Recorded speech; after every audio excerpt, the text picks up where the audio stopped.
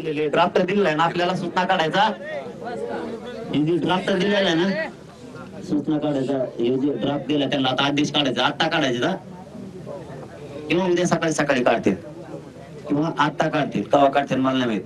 हे काढता येतं पण हे सगळं देवेंद्र फडणवीस साहेबांनी सांगितलं ना का काढा म्हणून. ते म्हणले आम्ही विचारून घेतले. म्हणलं ते आड पडत आहे पुन्हा त्याला विचारलं नाही ते घर आहे ते उघड वाचा नको. तर ते म्हणले देवेंद्र फडणवीस साहेबांना विचारूनच ही सगळी कारवाई करायला लागलो आणि ते याला हो म्हणले. मग आता सूचना काढायला तर सरकारकडे हे मसुदा जाऊन द्यावा लागेल ना. जाऊ द्यायचं का मग एकदा गुन्ह्यासंदर्भात सांगा ना. हा गुन्हे ते मग घेतो म्हणले. ते मुख्यमंत्र्याला बोलतो म्हणले आपण काय सांगितलं त्यांना ते क्लिअरच करतो नको लफडं. खोटे गुन्हे दाखल केले पोरांवर. ते पोरांना नसून कुणी पुण्याला कोणी इकड तर राजकारणातल्या लोकांनी काही नाव देऊन त्याला गुंतवलंय ही एक बाब. त्याचे काही पुरावेच नाहीयेत तरी गुन्हे दाखल केले ते 7 सारखे. नंबर 2 आंतरवालीत आम्हालाच मारलंय. आमच्यावर 302 आणि 21 आहे. ही कोणावर दाखल व्हायला पाहिजे? पोलिसांवर. ते मारले त्यांनी. रेकॉर्ड तुमच्या जवळ आहे आमजवळ नाही. तुमच्यावरच रेकॉर्ड आहे. ठीक आहे आमचे गुन्हे मागा नाही घ्यायचे तुम्हाला आंतरवालीचे नका घेऊ.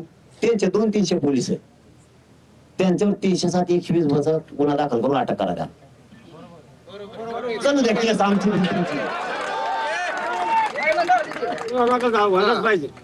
नसता आमच्यावर ते खोटेच आहेत ना. मग आम्हीच मार खाऊन राहा. तुमची ताई बहीण आहे ना ती काय सरकारचीच आहे ना. तिच्यावर जर गुन्हे दाखल होते असं कसं होऊ शकतं. आणि राज्यातले जे गुन्हे आहेत हे गुन्हे प्युअर खोटे करून दुसरेच गेलेत. हे राजकारणी करून गेले त्याचं कार्यालय फोड. त्यांना मी फोन केला मग कार्यालय फोड. ते मला हा ना त्याच्या कार्यालय गोटे याचे कार्यकर्ते त्याच्यावर दोन्हीचे एकत्र आले. ते म्हणले त्याच तर काय त्याला चाबऱ्या धावण्याचं घरात घुसून काढायला होतो म्हणजे दोन्ही ना त्याला गोटे आणले. तिन्ही एकत्र आले पुन्हा म्हणले बघ त्याच त्याला हाना. म्हणजे एक गाव होतं उदाहरण सांगतो. एक गाव होतं त्या गावात दरवर्षी कावडीला भांडणं व्हायची. कावडी असतात ना आपल्याकडे कावडी पाण्याला गोदावरीला जाण्याने यात्रा असते त्या कावडी हमेशा भांडणं व्हायचं. पण ते गाव कवाच रीतच नसायचं भांडणाला पुढचं. पण डोकेबाज असतात काही काही भाजप सारखे. म्हणजे भाजपले भाजपच्या मंत्र्यांसारखे. भाजप चांगलं पण काही मंत्री चाबरे धावण्याचे भाजपला दोष देऊन नाही तसं ते कधी ऐकतच नसायचं गाव. मग त्याने आरडे केले डोकं लावलं. म्हणजे आता डोकं लावा म्हणले. त्या पाटला त्या गावातला पाटील आहे ना त्याला गोटा हाना एक आणि त्या पाटला इकडच्या पाटील एक गोटा हाणला. त्याला वाटलं त्याच पाटील हाणला. जे दोन्ही जण त्याला धोपटायला लागले पुरं गाव हाणलं. तसं काम झालं. हे यांनी यांच्या दुश्मने आंदोलनाच्या माध्यमातून उचलल्या आणि ते आमच्या गरीब मराठीच्या पोराच्या अंगावर. गरीबाचे लेकर एवढं धाडच नाही करीत म्हणून आमच्यावर खोटे आमचं म्हणणं आहे तुम्ही ते मागं घ्या. म्हणून आमच्यावर खोटे आमचं म्हणणं आहे तुम्ही ते मागं घ्या. आता त्यातल्या काही कलमा हे ते कमी करून आपण ते कुठाना ते करू म्हणले. ते कुठाना करून हळूहळू मागे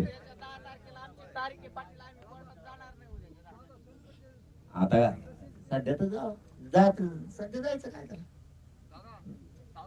म्हणजे दोन्ही म्हणत नाही मी बस का दोन्ही म्हणत नाही. पण मला वाटतं तुम्ही ते केसेसचं खरंच सिरियस घ्या. कोणावर विनाकारण केसेस एक आत्महत्या केली झाली बरं आमची याची निपुणची 51 लाखाचा गुन्हा मानल्यामुळं हे दंड मानल्यामुळं ते गरीब मला आता मला वावरत नाही मी कुठून भरू. आणि त्याला वाटलं उद्या तारीख आहे म्हणजे नुसती तारीखच होती. ती काय बॉर्डरची केस नाहीये पण गरीबात तेवढं पण येत नाही. पोरांना राज्यातले सांगतो ती फक्त केस सुरू आहे. त्या केसीला घाबरू नका विनाकारण. ती काय कोर्टात निकाल नाहीये तारखी आहेत. पण हे आपल्या पोरांना काय वाटतं हो भरायला लागतात का काय या आपत्ती कोर्टा गुन्हा आहे. इथं निकाल दिला तर आपण हायकोर्टात चॅलेंज करू पुन्हा भरायला काय मोकळे नाही दाखवून ते. घाबरू नका फक्त कोणी.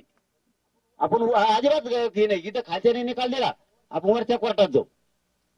कारण खाली 20-25 वर्ष चलती वर 40 वर्ष चलती आणि त्यावर जाणार आहे का आपण.